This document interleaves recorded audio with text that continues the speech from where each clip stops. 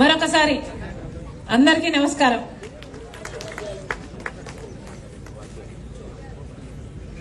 రాజశేఖర రెడ్డి గారు ఉండగా ఈ కరువు పని ఎంత అద్భుతంగా జరిగింది అంటే, ఆ రోజుల్లో రాజశేఖర రెడ్డి గారి దగ్గరికి వచ్చి కరువు పని పేమెంట్ మాకు డైరెక్ట్ గా కావాలి, మధ్యలో కమిషన్లు కటింగ్లు అవుతున్నాయి అంటే రాజశేఖర రెడ్డి గారు ఒకేసారి 60 లక్షల అకౌంట్లు ఓపెన్ చేశారు. రాజశేఖర రెడ్డి గారు ఆడవాళ్ళు వచ్చి, అయ్యా మగవాళ్ళకి సమానంగా మాకు కూడా జీతాలు ఇవ్వాలి, వేతనాలు ఇవ్వాలి, మేం పని తక్కువ చేసినా బిడ్డల భారం మా మీదే ఉంది అని అడిగితే, ఆ రోజుల్లో రాజశేఖర రెడ్డి గారు ఆడవాళ్ళకు కూడా సమానంగా ఇవ్వాలి అని చట్టం చేశారు. ఇలా రాజశేఖర రెడ్డి గారు ఉన్నప్పుడు ఎంత అద్భుతంగా ఈ పథకం జరిగింది అంటే, ఆ రోజుల్లో 1,10,00,000 జాబ్ కార్డులు ఉండేవి.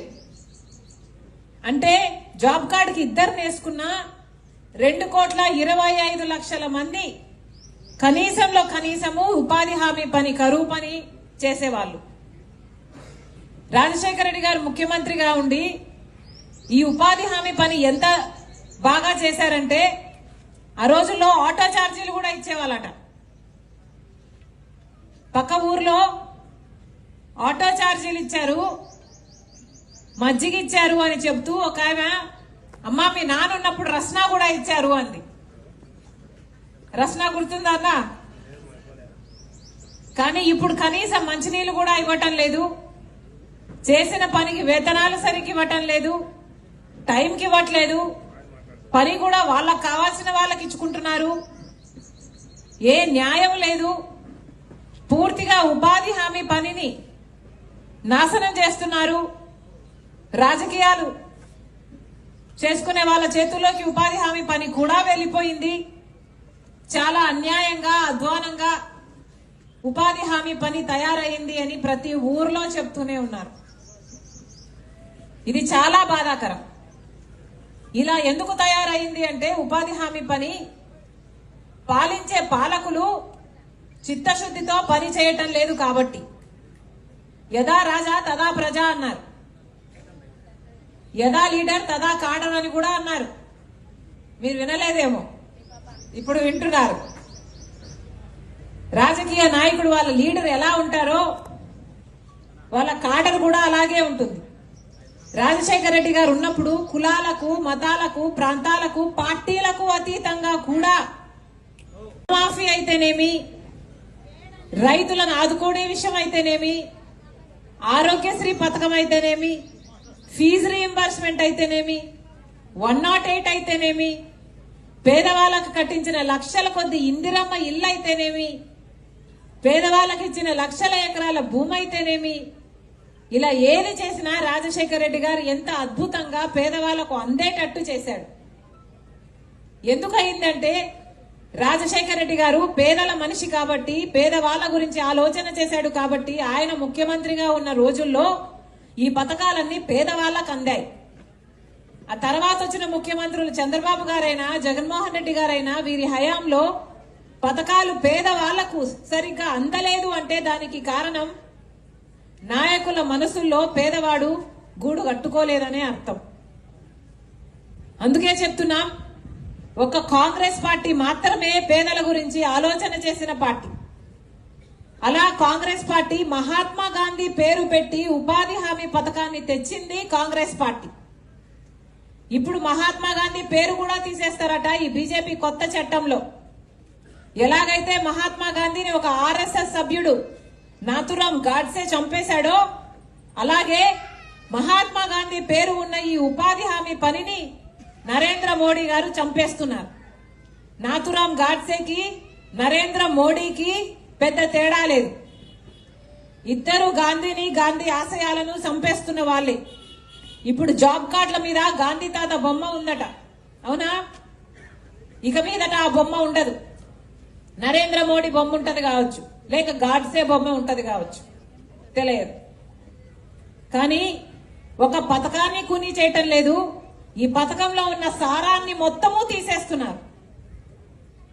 కాంగ్రెస్ పార్టీ తెచ్చిన ఉపాధి హామీ పనికి ఇప్పుడు బీజేపీ తెస్తున్న ఈ కొత్త చట్టానికి చాలా తేడా ఉంది. నక్కకు నాగలోకానికి ఉన్నంత తేడా ఉంటుంది. ఎందుకంటే రాజశేఖర రెడ్డి గారు కాంగ్రెస్ పార్టీ తెచ్చిన ఉపాధి హామీ పనిలో గ్రామానికి సంబంధించిన పనులు జరిగేవి. అంటే గ్రామంలో పొలిమేర పని చేసుకోవాలన్నా, లేక ఒక బావి తోవాలన్నా, లేక ఒక రోడ్డు వేసుకోవాలన్నా, లేక పూడికలు తీయాలన్నా, గ్రామానికి ఏ పనులు అవసరమో అని గ్రామ సభల్లో గ్రామ పెద్దలు నిర్ణయిస్తే ఉపాధి హామీ పని దానితో జోడిస్తే ఉపాధి హామీ పని చేసే వాళ్ళు ఆ గ్రామంలో కావాల్సిన పనులు చేస్తే దానికి వేతనాలు ఇచ్చేవాళ్ళు. కానీ ఇప్పుడు బీజేపీ తెస్తున్న ఈ కొత్త చట్టంలోనట గ్రామాలకు ఇక అధికారం ఉండదు. గ్రామాలలో జరిగే పనులు వల్ల ఉపాధి హామీ ముడిపెట్టడం అంటూ జరగదు. అంటే ఇక గ్రామాలలో పనులు మొత్తం ఆగిపోతాయి. బీజేపీ పార్టీ చెప్తుందట ఉపాధి హామీ పనిలో ఏ పని చేయాలి అని. ఎలాగైతే దీన్ని నిర్దేశించిందో దాని ప్రకారము గ్రామంలో పనులు జరిగేటట్టుగా, గ్రామంలో అభివృద్ధి జరిగేటట్టుగా ఉపాధి హామీ పని గ్రామమే నిర్ణయించుకునేటట్టుగానే ఉండాలి. కేంద్రమే పూర్తి ఖర్చు పెట్టుకోవాలి. ఇది కాంగ్రెస్ పార్టీ డిమాండ్ చేస్తుంది. మాతో పాటు మీరందరూ కూడా నిలబడాలి. మనం అందరము కలిసి పోరాటం చేస్తేనే ఇది సాధ్యమవుతుంది. మహాత్మా గాంధీ గారు గ్రామ స్వరాజ్యం ఉండాలని కోరుకున్నారు. గ్రామాలకు అధికారాలు ఉండాలని కోరుకున్నారు. గ్రామంలో అభివృద్ధి జరగాలని కోరుకున్నారు. ఎందుకంటే గ్రామాలు బాగుపడితేనే దేశం బాగుపడుతుంది అని. అలాంటి మహాత్మా గాంధీ పేరు పెట్టుకున్న ఈ పుణ్యమైన పథకానికి మహాత్మా గాంధీ పేరును తీసేయడమే కాదు, మొత్తం ఉపాధి హామీ పనిని కూనీ చేయడమే కాదు, అసలు గ్రామాలను కూడా చంపేస్తున్నారు. ఇక గ్రామాలలో అభివృద్ధి జరగదు, గ్రామాలలో పనులు జరగవు, గ్రామాలలో ఏమాత్రం ముందుకు వెళ్ళడానికి ఆస్కారం లేకుండా మొత్తం గ్రామంలో నుంచి సారం లాగేస్తున్నారు. ఇది పూర్తిగా అన్యాయం అని కాంగ్రెస్ పార్టీ వ్యతిరేకిస్తుంది. మళ్ళీ చెప్తున్నామమ్మా, ఒక్క ఉపాధి హామీ పనే కాదు, మన రాష్ట్రంలో చాలా సమస్యలు ఉన్నాయి. చదువుకున్న బిడ్డలకు, డిగ్రీలు పీజీలు చదువుకున్న బిడ్డలకు ఉద్యోగాలు రావటం లేదు. డ్రైవర్లుగానో గిగ్ వర్కర్లుగానో పనిచేస్తున్నారు. రైతులకు కూడా సమస్యలు ఉన్నాయి. సగటున ప్రతి రైతుకు మన రాష్ట్రంలో 2.5 లక్షల రూపాయలు అప్పు ఉంది. ఇలా ఒకటి కాదు, రెండు కాదు, మన రాష్ట్రానికి రాజధానికి కూడా లేదు. ఎన్నో సమస్యలు ఉన్నాయి. ఇప్పటికీ కూడా 11 సంవత్సరాలు అయినా కూడా ఇప్పటికీ కూడా మనకు రాజధాని లేదు అంటే దానికి కారణం పాలకులు కాదా? చంద్రబాబు గారు, జగన్మోహన్ రెడ్డి గారు ఇదివరకే 5 సంవత్సరాలు ముఖ్యమంత్రులుగా చేసిన వారు. అయినా కూడా మనకు రాజధాని ఇప్పటి వరకు లేదు అంటే పాపం ఎవరిది? ఈ నాయకులది కాదా? ఇప్పటికీ కూడా కేంద్ర ప్రభుత్వము మన రాజధానికి అమరావతి అని డబ్బులు ఇస్తుందే, ఆ డబ్బులన్నీ అప్పుల కింద ఇస్తుంది, నిధుల కింద ఇవ్వటం లేదు. ఇదంతా మళ్ళా అప్పుల భారం మన రాష్ట్రం మీద పడుతుంది, మన భావితరాల మీద పడుతుంది, మన బిడ్డల మీద పడబోతుంది. ఎవరు అడిగారు అప్పులు? రాజధాని కట్టివ్వాలి అన్నది చట్టంలో రాసి ఉంది. 10 సంవత్సరాల ప్రత్యేక హోదా రావాలి అన్నది చట్టంలో రాసింది. పోలవరం ప్రాజెక్ట్ పూర్తి చేయాలి అన్నది చట్టంలో రాసింది. ఒక్కటైనా నిలబెట్టుకుందా బీజేపీ పార్టీ? ఇచ్చిన ఒక్క మాట కూడా నిలబెట్టుకోలేదు. అయినా కూడా చంద్రబాబు గారు ఈరోజు బీజేపీ పార్టీకి మద్దతు ఇస్తున్నారు. కేంద్రంలో బీజేపీ ప్రభుత్వాన్ని నిలబెట్టారు.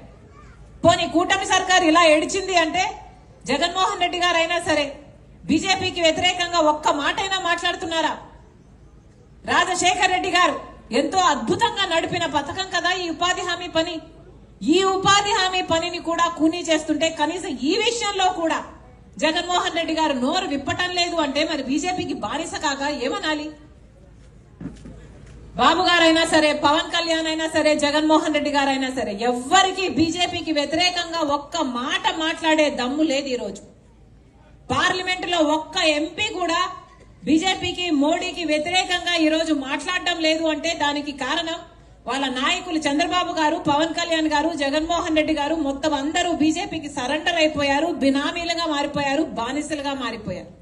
ఈ రోజు ప్రజల తరపున నిలబడిన ఏకైక పార్టీ కాంగ్రెస్ పార్టీ మాత్రమే. మొన్న వారంలో మోడీ గారు అమెరికా గవర్నమెంట్ తో ఒక ట్రంప్ డీల్ చేసుకున్నారు, ఒక ట్రేడ్ డీల్ చేసుకున్నారు ట్రంప్ తో. దాంట్లో అమెరికాలో తయారు చేయబడిన వ్యవసాయ ఉత్పత్తిని మన దేశంలో దిగుమతి చేస్తారట. ఇక అమెరికాలో తయారు చేసిన వ్యవసాయ ఉత్పత్తి మన దేశానికి వస్తే ఇక మన దేశంలో పండించిన పంటను మనం ఏం చేసుకోవాలి? మన రైతులకు విలువ ఉంటుందా? ఆ పండించిన పంటకు ధర దొరుకుతుందా? ఇక మన రైతులంతా ఏమి కావాలి? ఆత్మహత్యలు చేసుకోవాలా? నరేంద్ర మోడీ ఇంత అధ్వానంగా పరిపాలన చేస్తుంటే చంద్రబాబు గారు మాట్లాడుతున్నారా? జగన్మోహన్ రెడ్డి గారు మాట్లాడుతున్నారా?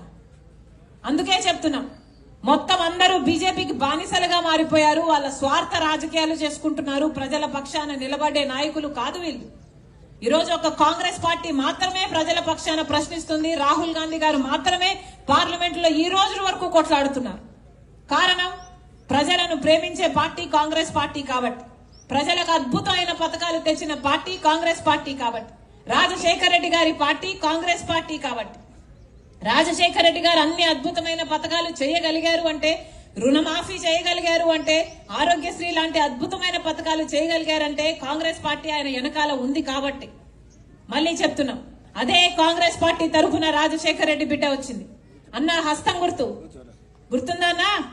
అమ్మా హస్తం గుర్తు. మళ్ళీ ఈ గుర్తుని మీ గుండెల్లో పెట్టుకోవాలి. మళ్ళీ ఈ గుర్తుని మీరు ఆదరించాలి. మీ అందరూ చేయి చేయి కలపండి. మా వెనకాల మీరు ఉండండి. మీకోసం కొట్లాడడానికి మేము రెడీ. మరొక్కసారి మీరందరూ మీ పనులు మానుకొని మా కోసం సమయం చేసుకుని వచ్చారు.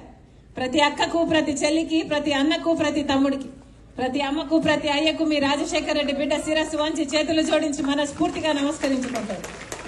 తెచ్చిన ఇన్ని సంవత్సరాలు జరిగిన ఉపాధి హామీ పనికి ఇప్పటి వరకు కూడా పూర్తి ఖర్చు కేంద్ర ప్రభుత్వమే పెట్టుకునేది. అంటే డబ్బు మొత్తం ఇక్కడ ఎన్ని పనులు జరిగినా కూడా, రాష్ట్రం బిల్లులు చెల్లించినా కూడా కేంద్రం మళ్ళీ రాష్ట్రానికి పూర్తి బిల్లు చెల్లించేది. ఖర్చు మొత్తం కేంద్రం మీద పడేది. ఇప్పుడు బీజేపీ పార్టీ తెచ్చే ఈ కొత్త ఉపాధి చట్టంలో కేంద్రం 60% పెట్టుకుంటుందట, 40% రాష్ట్ర ప్రభుత్వం పెట్టుకోవాలట. మన రాష్ట్రానికి ఖర్చు పెట్టుకునే స్తోమత ఉందా లేదా మీరు ఆలోచన చేయండి. జగన్మోహన్ రెడ్డి గారు, చంద్రబాబు గారు ముఖ్యమంత్రులుగా పనిచేసినంత కాలము 11 లక్షల కోట్ల అప్పుల కుప్ప చేశారు మన రాష్ట్రాన్ని. ఈరోజు కనీసము ప్రభుత్వ జీతాలు ఇచ్చుకోవడానికి కూడా మన రాష్ట్రం దగ్గర డబ్బులు లేవు. ఇప్పటికీ కూడా ప్రతి సంవత్సరము 1,00,000 కోట్ల రూపాయలు అప్పు చేస్తే తప్ప మన రాష్ట్రం ఖర్చులు భరించే స్థితి అయినా చేస్తున్నాడు, జగన్మోహన్ రెడ్డి గారైనా చేస్తున్నారు. ఇలాంటి పరిస్థితుల్లో ఇప్పుడు రాష్ట్రం 40% ఖర్చు పెట్టుకోవాలి అని అంటే రాష్ట్రం దగ్గర డబ్బు లేదు కాబట్టి ఉపాధి హామీ పనికి రాష్ట్రం డబ్బులు ఇవ్వదు. ఇక ఉపాధి హామీ పనికి రాష్ట్రమే డబ్బులు ఇవ్వక, పనే ఇవ్వకుంటే ఇక కేంద్రం డబ్బులు ఇవ్వాల్సిన అవసరం, 60% డబ్బులు ఇవ్వాల్సిన అవసరం కూడా ఉండదు. ఇది వీళ్ళ స్కీము. అంటే మొత్తానికే ఉపాధి హామీ పనిని లేపేద్దాము అన్నదే వీళ్ళ కుట్ర. ఇది ఇలాగే సాగితే అసలు మొత్తం ఉపాధి హామీ పని లేకుండానే పోతుంది. బీజేపీ పార్టీ కూటమి చెప్తున్న మాట ఏమిటంటే, కాంగ్రెస్ ఇచ్చిన పథకంలో 100 రోజులే ఇస్తామన్నారు, బీజేపీ తెచ్చే ఈ పథకంలో 125 రోజులు ఇస్తామంటున్నారు. అంటే మహాత్మా గాంధీ పేరు పెట్టుకున్న కాంగ్రెస్ పథకం అంట, ఉపాధి హామీ పథకం 100 రోజులేనట. ఇప్పుడు బీజేపీ తెచ్చే కొత్త పథకంలో మేము 125 రోజులు ఇస్తాము అని ప్రచారం చేసుకుంటున్నారు, పోస్టర్లు కూడా వేసుకుంటున్నారు. ఇది పూర్తిగా అవాస్తవము, అబద్ధము. ఎందుకంటే గత సంవత్సరం చూసుకున్నా కూడా సగటున కేవలం 52 రోజులు మాత్రమే పని ఇచ్చారు. ఇందాక అక్క చెప్పినట్టు 30 రోజులే ఈ గ్రామంలో పని ఇచ్చారమ్మా, 100 రోజులు ఇవ్వలేదు అని చెప్పింది. అలా రాష్ట్రం మొత్తం మీద చూసుకున్నా కేవలం 52 రోజులు మాత్రమే పని ఇచ్చారట. అంటే సంవత్సరానికి కేవలం 52 రోజులే పని ఇచ్చిన వాళ్ళు మేమిప్పుడు 125 రోజులు పని ఇస్తాము అంటే మీరు నమ్ముతారా? చట్ట ప్రకారం 100 రోజులు పని ఇవ్వాలి, ఇవ్వలేదు. చట్ట ప్రకారం 100 రోజుల పని కూడా ఇవ్వని వాళ్ళు 125 రోజులు పని ఇస్తాము అంటే నమ్మడానికి మీరు గొర్రెలా, పిచ్చివాళ్ళ? ఇది పూర్తిగా అబద్ధం. 125 రోజులు బీజేపీ పార్టీ పని ఇస్తుంది అన్న మాట అబద్ధము, బూటకము, మోసం. వీళ్ళు 100 రోజుల పథకానికి కూడా పేమెంట్లు సరిగ్గా ఇవ్వక ఇంత సతాయించే ఈ నాయకులు మేము 125 రోజులు నడుపుతాము సక్రమంగా అంటే ప్రజలందరూ నమ్మాలా? వీళ్ళకి నిజంగానే ఉపాధి హామీ చిత్తశుద్ధితో నడిపే ఉద్దేశమే ఉంటే ఇప్పటి వరకు నడిపేది సక్రమంగా నడిపేవాళ్ళు, పేదవాళ్లకు పని కనిపించేవాళ్ళు, చేసిన పనికి పేమెంట్ ఇచ్చేవాళ్ళు. ఇవి ఏమీ చేయకుండా ఇప్పుడు మేము కొత్త పథకం తెస్తాము, అంతకంటే అద్భుతమైన పథకం తెస్తాము అని బీజేపీ అనడము పూర్తిగా అవాస్తవము, మోసం చేసే ప్రయత్నమే. మళ్ళీ చెప్తున్నాము, కనీసం 800 కోట్లు కూడా ఖర్చు పెట్టుకోలేని ప్రభుత్వం మన ప్రభుత్వం, ఆంధ్ర రాష్ట్ర ప్రభుత్వం కనీసం 800 కోట్లు కూడా ఉపాధి హామీలో పోయిన సంవత్సరము మనం ఖర్చు పెట్టలేకపోయాము. చంద్రబాబు గారు పెట్టలేకపోయాడు. ఇప్పుడు బీజేపీ తెచ్చే కొత్త చట్టం ప్రకారము 125 రోజులు పనిస్తే 5,000 కోట్ల రూపాయలు ఖర్చు అవుతుంది మన రాష్ట్రానికి. కనీసం 800 కోట్లు ఖర్చు పెట్టలేదు చంద్రబాబు గారు, 5,000 కోట్లు ఖర్చు పెడతాడా ఉపాధి హామీ మీద? ఇది మనం నమ్మాలా? మళ్ళీ మోసం చేసే ప్రయత్నమే చేస్తున్నాం. అందుకే చెప్తున్నా, ఇది కాంగ్రెస్ పార్టీ తెచ్చిన పథకం కాబట్టే ఈ పథకం పతనం కాకుండా ఉండాలనే రాజశేఖర రెడ్డి బిడ్డ ఈ రోజు మీ గ్రామానికి రావడం జరిగింది. మేమే కాదు, మీ అందరూ కూడా ఎదిరించాలి. ఉపాధి హామీ పని యథావిధిగా జరగాలి. కాంగ్రెస్ పార్టీ ఎలాగైతే దీన్ని నిర్దేశించిందో దాని ప్రకారము గ్రామంలో పనులు జరిగేటట్టుగా, గ్రామంలో అభివృద్ధి జరిగేటట్టుగా ఉపాధి హామీ పని గ్రామమే నిర్ణయించుకునేటట్టుగానే ఉండాలి. కేంద్రమే పూర్తి ఖర్చు పెట్టుకోవాలి. ఇది కాంగ్రెస్ పార్టీ డిమాండ్ చేస్తుంది. మాతో పాటు మీరందరూ కూడా నిలబడాలి. మనం అందరము కలిసి పోరాటం చేస్తేనే ఇది సాధ్యమవుతుంది. మహాత్మా గాంధీ గారు గ్రామ స్వరాజ్యం ఉండాలని కోరుకున్నారు, గ్రామాలకు అధికారాలు ఉండాలని కోరుకున్నారు, గ్రామంలో అభివృద్ధి జరగాలని కోరుకున్నారు. ఎందుకంటే గ్రామాలు బాగుపడితేనే దేశం బాగుపడుతుంది అని. అలాంటి మహాత్మా గాంధీ పేరు పెట్టుకున్న ఈ పుణ్యమైన పథకానికి మహాత్మా గాంధీ పేరు తీసేయడమే కాదు, మొత్తం ఉపాధి హామీ పనిని కూని చేయడమే కాదు, అసలు గ్రామాలను కూడా చంపేస్తున్నారు.